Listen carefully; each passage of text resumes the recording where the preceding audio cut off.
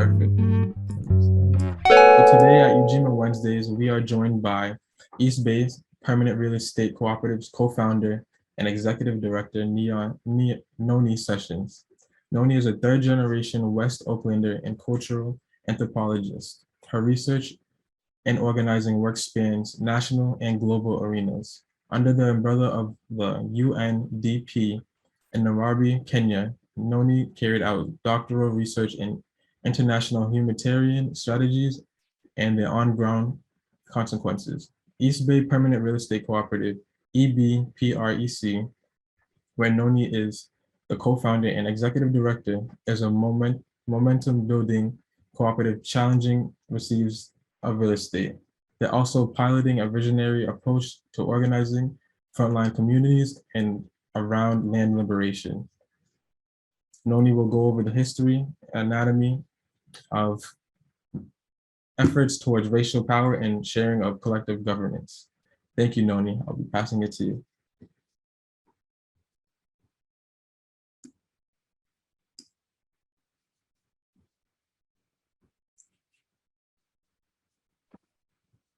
Thank you. I appreciate it. It's Noni Session with no S, and we're going to talk today about some of our tools that we've built around radical power sharing among all the communities. Can you see my first screen that says Governing with EB PREC? Great, wonderful, thank you. So I'm just going to talk a little today about the principles that we work with inside of EB PREC and give a few examples of the tools and how leading with our mission guides the technical execution of this idea of collective ownership, collective governance, and collective power, and particularly around rethinking what are the elements of power that can and should be attended to, and how one might go about doing so. So on our first screen, you can see that Governing with EB PREC is meant to characterize how many people can own assets and use that to build our culture, our community, and our future as we move toward a just transition. So for those of you who don't know about EB PREC's work, we are a people of color-led, democratically governed, multi-stakeholder cooperative that supports Black, Indigenous, and people of color communities to cooperatively organize, finance, purchase, and occupy, and long-term co-steward land and housing in Oakland and the East Bay. We take this land permanently off the speculative market to give time and space. We undertake a lot of technical, legal, and financial interventions to create a community-controlled asset. And we give a lot of support and a lot of experimenting around supporting our community to cooperatively lead us into a just transition. So we reject extractive capitalist approaches, and we prioritize technical choices that are ecologically, emotionally, spiritually, culturally, and economically restorative and regenerative. It is a mouthful, but the critical element is, even in your failure to encompass that mission, our vision asks us at every stage to make the most authentic effort possible to turn that goal out into our technical choices, and any outcomes that don't meet these goals, in our second, third, and fourth time around, we have to ask ourselves each time and fold in more interventions so that we are more and more in line with our own vision for the world. So as I mentioned, EB PREC is a multi-stakeholder consumer cooperative. And as we were envisioning what kind of organization could be both a liberatory organization while still being a legal and financial container for collective ownership, we looked across the sectors that most reflected what we wanted to do and have enfolded many of their best characteristics, we believe, into our organizational structure. So above all, our goal as a cooperative, land and housing investment cooperative, is to be a movement builder. We look at the activist field and honor the ways that folks' vision is turned up, the volume is turned up on folks' vision for the world. And we're looking to figure out how to support those same folks who are leading our movement with resources, with tools. We look to the tradition of the housing cooperative to build out collective nonviolent governance systems, to model what the outcomes look like around home ownership, that is building collective equity and community ownership. We also look at the investment funds. We often tend to think of those from a distance as individualized tools for attainment of power and economic mobility. But each and every investment fund is a cooperative fund, right? And they do the same work that we are mobilizing our cooperative fund to do, which is to leverage the collective economic power of our community, of supporters, of other visionaries, to create pots of dollars that can be applied to the purchase of a land and housing project that we then put into community ownership. We also are informed by the great history of the community land trusts. So our core mission work is to take land and housing permanently off the speculative market, so it can no longer be bought and traded as a commodity, but rather becomes a community asset, a cultural asset where folks can rebuild a future without the fear of displacement every week, every month, every generation. We protect land by way of covenants we make with our resident owners and our bylaws that restrict ourselves from exploitative use of the land, as well as give right of first refusal if something goes wrong with our projects to the folks who are governing the land and housing project with us, and then the next closest land trust with similar restrictions, and the next closest co-op with similar land restrictions in their bylaws. And finally, we are deeply informed by the long history of the worker co-op, where despite us having hierarchical titles and even sometimes job descriptions like executive director or whatever, our mission is to be democratically governed, to be radically transparent, radical power sharers, where our staff body and our technical work becomes the lab for how to displace learned hierarchical power practices and replace them with more traditional, more nonviolent modes of sharing information, of sharing power, of doing this work of bureaucracy, which in itself, its initial modeling was a socially violent model.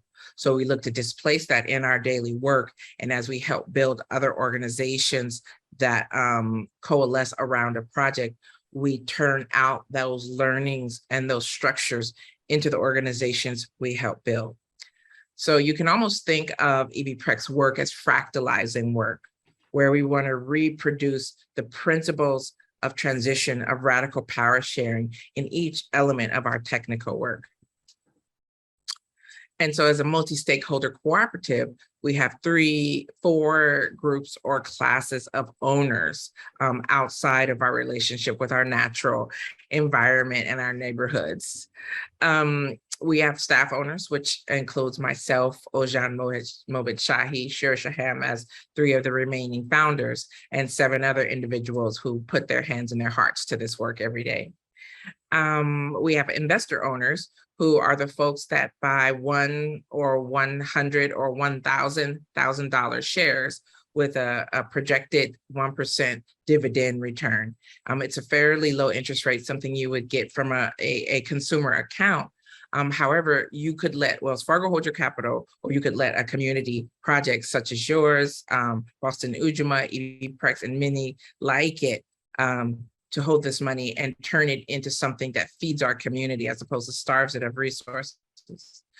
Our investor owners are not given the kind of power the rest of our owner classes are given, because we explicitly want to deprioritize that your access to capital is correlated with your access to control over a collective vision. So unlike the other owners in the co-op, investor owners only have a vote toward the president of the board, which I'll discuss later, and the finance director of the board. Everyone else has elective power over the entire board. There are community owners. That is our largest body of members in the cooperative as a whole and continues to grow each day. Community owners join with $10 dues of a day, a week, a month, or a year. And if they can't afford the $10, we pay it for them. The function of community owners is really as our steering mechanism, as our reality check, and as our way to cause this vision to scale. Because as many of you might know, the real estate field is an opportunistic and volatile field. Despite the fact that we've vetted over 50 projects since launching in 2018, we've put 3 full projects into motion and are working on our 4th and maybe our 5th. What that means is that we could be the bottleneck, as is the patterning around organizations that work with seemingly complex tools like finance and real estate, or we could be the seeder and the germinator of this vision and this practice in whole or in part, again and again. And our choice is to be the seeder and the germinator, not the bottleneck. So we do education, organizing, and outreach with our community owners. We give advice and guidance on their projects. We link them into other relationships that strengthen their vision. And we continue to build an ever expanding ongoing relationship with folks who have a vision for removing land and housing from the speculative process so that we can rebuild something in many of the cities like ours that have been the victims of rapid racialized displacement. Our 4th category is really the group who we all work for, which is our resident owners, who live and work and co-own and co-steward each of our land and housing projects. And that's another way that we really spread this project, because we don't do these projects for our resident owners. We undertake these projects with our resident owners so that as they move through the arc that we designed together, they also gather up so many other benefits and outcomes outside of the purchase of a strict asset. And I'll talk a little bit more about that right away, actually. So how do you think one can have democratic governance in a multi-stakeholder cooperative with so many people, resident owners, community owners, investor owners, staff owners? And don't forget our natural and built environment, which has a consciousness and a set of rights unto itself that must be regarded. I'm sure you can imagine, particularly in our first three or 4 years, the meetings were numerous, and the decision-making was slow and grueling and arduous. And the thought that everybody in the cooperative, including our parent organization, Sustainable Economies Law Center, and People of Color Sustainable Housing Network, the thought that folks had to put into how to share power with such a complex organizational practice what are the ways that one works through those? So as I mentioned, I'm going to talk a little bit today around some of the examples. I will talk through it by way of our 3 mission pillars, so you can get a sense of how our technical work is informed and framed and really subject to the design by way of our mission work. So we have 3 mission pillars. The first is land without landlords. Technically, we use certain legal and bylaws devices to permanently protect land in perpetuity. As long as EB PREC exists, the land will not be sold for profit or transferred out of the ownership of the co-op. The critical mission part of this is that we know that communities that don't have ownership are the most vulnerable to displacement, which means that they lose each time the power that they've built up, the historical recoveries that they've managed to undertake, and the solidarity relationships that they've built through proximal geographic relationships. So when you pull a piece of land or property from the market and assure your community that this is a place that they can come back to time after time to build a well for cultural work, for communal work, for economic work, not only does that accelerate, it changes the character, it enriches what folks will do because they're working from a place of confidence and clarity. Our second mission pillar, restorative economics, recognizes that the concrete object that we are restoring to collective ownership is land and housing, but there's been an invisible dispossession that really has weakened us as a community and weakened our ability to co-govern and co-build a future for ourselves. So we do a lot of work around rebuilding or bringing up to the surface expertise that we find in our community, skill sets that will lead folks down the road of being able to co-own and co-govern together, transforming mindsets through cultural conversations and political education, social and civic empowerment opportunities, so that folks begin to practice physically the acts of ownership that will restore our community and feed our community out into the future. Our final mission pillar, Heal People Power, focuses on this, something that folks might call greenwashing. You might call it whitewashing. You might call it impact washing, where you look at every organization working across many of the fields that apply to what we're talking about today, and their missions sound really great. They're often built on the backs of Black and Brown folk. Their practices rarely diverge from conventional approaches to power, to market dynamics, to information sharing, or rather information withholding dynamics. So we work to cause our technical interventions to be in service to the transformation of entrenched learned Western hierarchical powers that make our governance, that makes our organizations, that makes our plans for the future very fragile and very weak. And so, as I mentioned, we ourselves are the living lab for those transformations.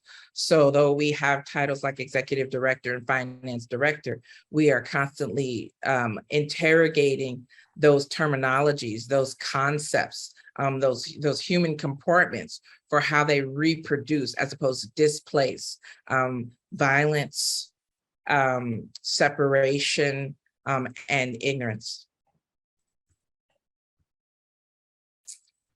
So I'm going to go take those 3 mission pillars and talk a little bit about some of the tools and intentions that we play out under those umbrellas of political and cultural thought. So our aim is to transform the relationships that currently hold around land and finance for a different outcome, right? And we know that we have to cultivate this transformation, relationship by relationship, instance by instance, and build out an ecosystem that is in alignment with a value system that assumes that our greatest wealth is one another. We look to transcend notions of landlord, tenant, owner, and property, because those are dividing categories as opposed to joining categories. So I'll give you a couple of examples. One is how we build out our resident share agreement, right? It reflects our vision to unite with our residents, to build power for our residents, as opposed to build power over our residents. We seek to displace the transactional relationship and co-create a relationship where we envision, own, and execute together. So for example, this is the first page, this is the second page of our resident share agreement, where we even question the terminology of the contract. And attempt to shift out some of those psychologically entrenched words that make us presume that we are determining a legalistic relationship to one another, as opposed to an expansive and constantly redefining relationship to one another. That means you don't sign the contract, then you're done. You're signing the contract and the relationship begins there, right? How do we thrive and expand one another, as opposed to enclose the relationship in a unproductively strict boundaries of do's and don'ts, of prohibitive rules and expectations. Another example of how we look to decenter the owner class and the separation of the owner class from the occupying class, if you will. It's not quite a term that we've used before, is we take it under our own power to write financial tools that support that kind of work, right? So out of the box, when EB PREC launched in 2018, we were able to do so because in partnership with our parent organization, Sustainable Economies Law Center, we wrote a critical loophole into the California securities law, AB 816, that raised the cap at which one could invest in a cooperative enterprise from $350 to $1,000. That allowed us to launch on our own power without having to pay experts, folks who own expertise, if you will, to do this work for us and only leave us with the outcome as opposed to the body of tools to spread it and reproduce.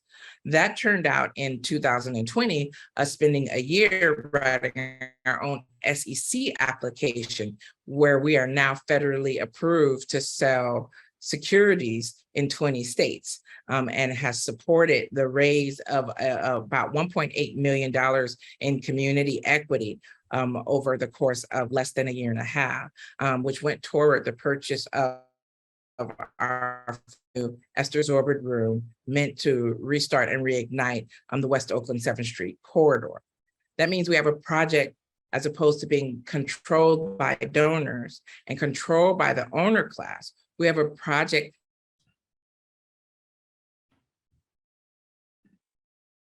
long-term by the collective that is East Bay Permanent Real Estate Cooperative. So our second mission pillar, restorative economics, which the concept is drawn from a very powerful thinker, Nwaka Agbo, who is now the founder of the Katali Foundation.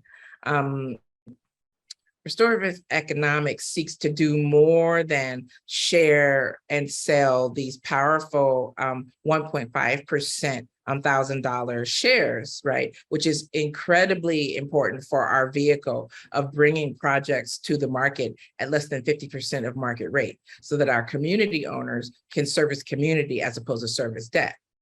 But we take this vision of restorative economics further than lowering the cost of money so that we can build out vital projects for our community. We also think of restorative economics as a process by which the expertise and the benefits that we build up inside of the staff collective, which particularly in the nonprofit industrial complex, but in general, tends to really only accrue to executive directors and boards and high-level staff. We take that work and we filter it out through our cooperatives, right?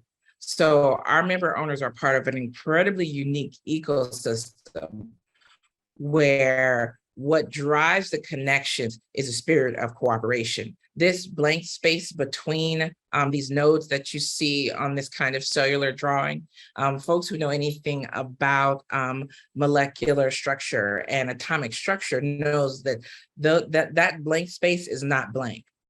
Right? It's filled with vibration. It's filled with purpose. It's filled with matter that you can't see. And for us, the matter that connects us is the spirit of cooperation. We specifically understand that our community owners are doing us a service by showing up to our convenings and our conversations and contributing their own energy and their own vibration and letting us channel our vision back out through them to their community. Each project creates a space that is to be empowered to create more projects and more vibrations. Our staff collective, as the stewards of that mission, as the stewards of that space between, we are there to serve and coordinate the flow of connections, the flow of education, of organizing, of the basic admin work and the resources that bind these nodes of our work. Another great example of that is what we did when everybody went under shelter order at the beginning of the pandemic. What we knew just from a small attention to history is that this contraction of our economy was going to create a lot of vulnerabilities in an already compressed market like the Bay Area. And so we knew that the predatory folks were going to be looking for those vulnerabilities and jumping on them. So the question was, what about our community? Can we leverage the same vulnerabilities to strengthen and create resilience?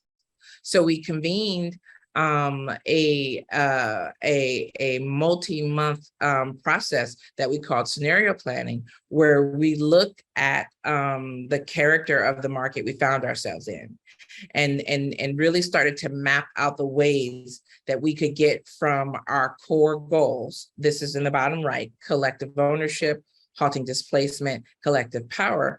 What are the nodes that we needed to attend to drive ourselves to leverage those vulnerabilities to create more connection as opposed to less connection?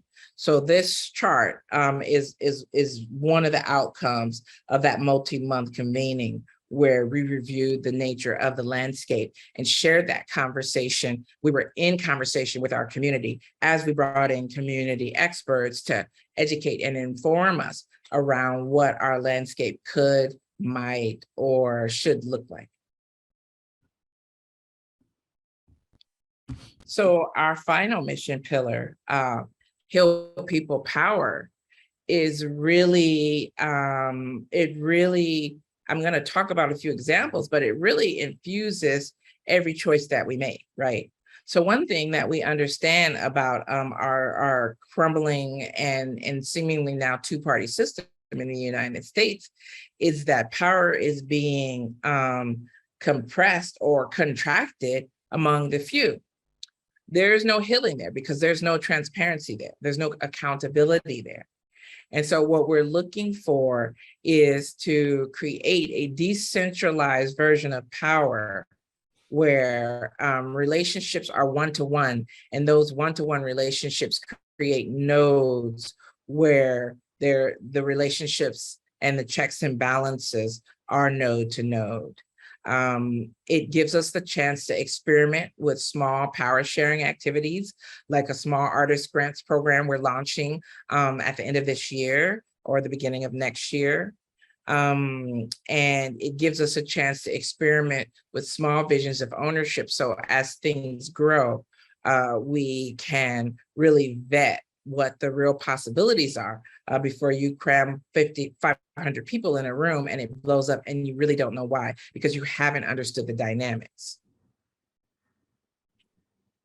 So that is why Heal People Power really characterizes that our work here, this blank space in between, which is actually a space of visioning, of intention, of vibration, that's the space for repair.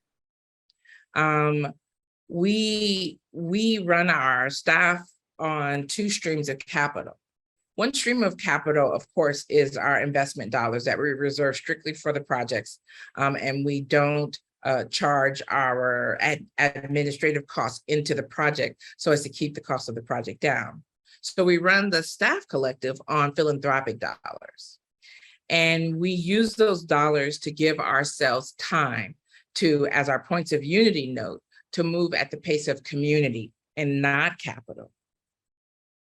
We let that spacious and caring version of a revenue stream give us time to support our community with all of the dynamics we know have to be repaired as we learn how to cooperate, as we learn how to forgive, as we learn how to work, as we learn how to build in a system that is designed for our separation, right?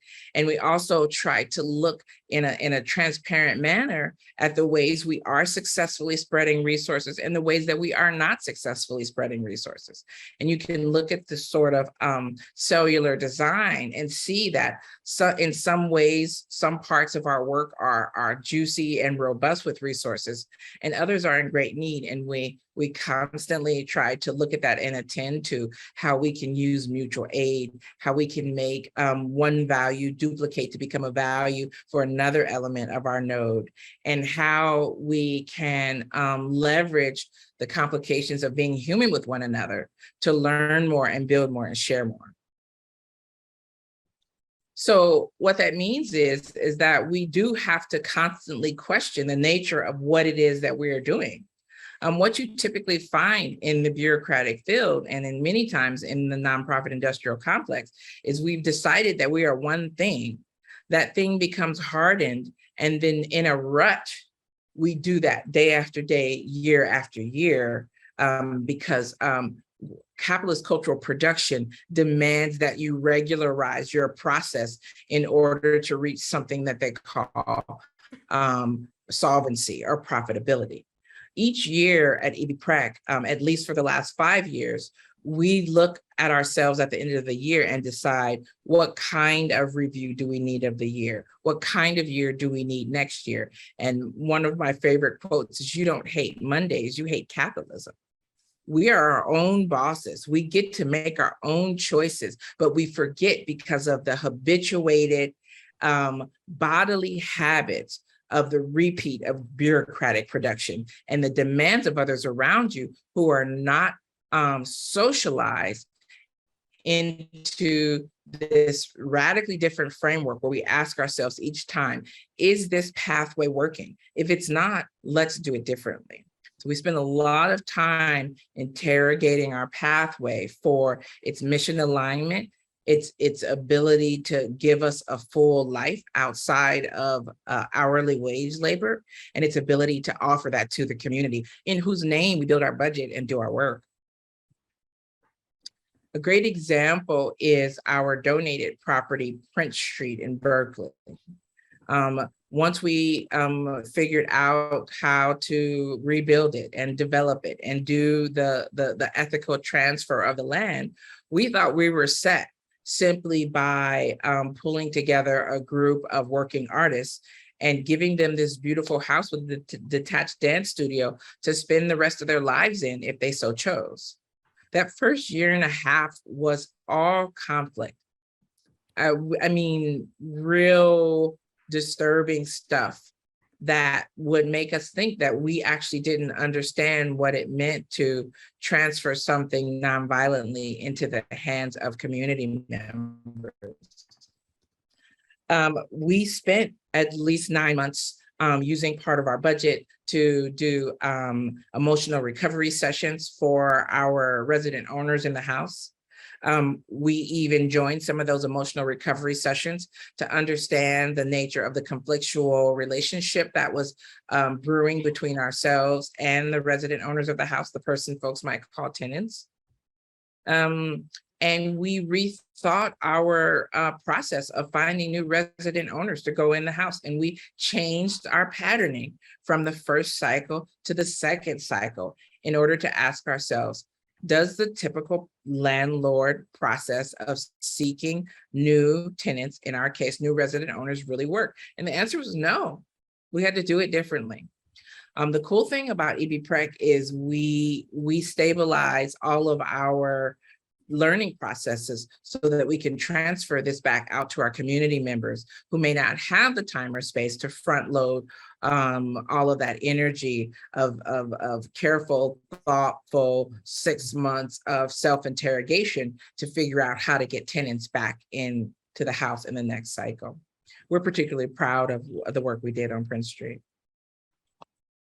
So I'm going to tie it together now with just one more point, that all of these things are great when you have the visionaries who launched, defined, and steward the co-op. But all of us won't always be there. And so the question is, when you have such a vision, how do you protect that vision? So we've done several things, and one of which is build out a board of locally elected directors. So we have our elected directors, one of governance, one of finance. We're also one person from EB PREC staff is elected to the board, one resident owner, which is elected by the other resident owners to the board, and one community owner, which is elected by the community owners join the board. In addition, we have 3 appointed directors. These folks are our vision keepers. One person is appointed as our People of Color Housing Justice Director. And for now, that's appointed by the People of Color Sustainable Housing Network. One individual is our Indigenous Director. And for now, that appointment comes from Segurite Land Trust. And one person is our Black East Bay Director. And for now, that appointment comes from the East Oakland Collective. These folks, along with another small board we have called the Vision Keepers, are meant to really serve as a check on the stewardship of the staff owners for the co-op. So the board advocates most of its responsibility to us, but they are able to censure us, remove us, fire us, when there is a clear sign that we are not meeting the mission and the goals of the East Bay Permanent Real Estate Cooperative, which are laid out in great detail in our bylaws at our website, www.ebprec.org. Please check them out. They're open source bylaws, and they're meant to help organizations build and envision a radical future for themselves much more quickly than the 4 years it took us leading up to our launch in 2018. So I think I've come to the end now. And we use this a nice slide of one of our great leaders, Angela Davis, to characterize that EB PREC's goal is to change the things that they cannot accept.